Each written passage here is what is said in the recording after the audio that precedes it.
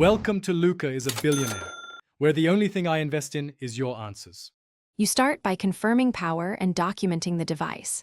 First, test the outlet with a lamp or multimeter so you know the wall is live.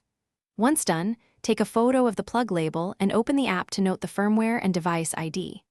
Next, power down the plug, wipe contacts with a soft cloth, and have a small screwdriver ready for the casing screws.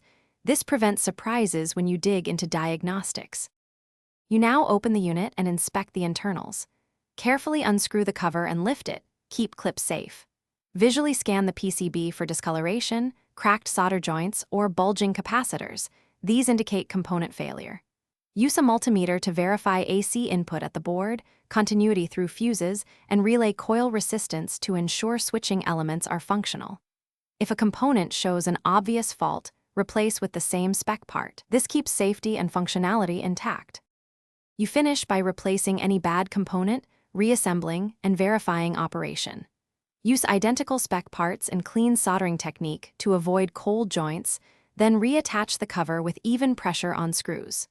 Plug the device into the tested outlet and run a controlled load like a lamp to confirm switching and app connectivity.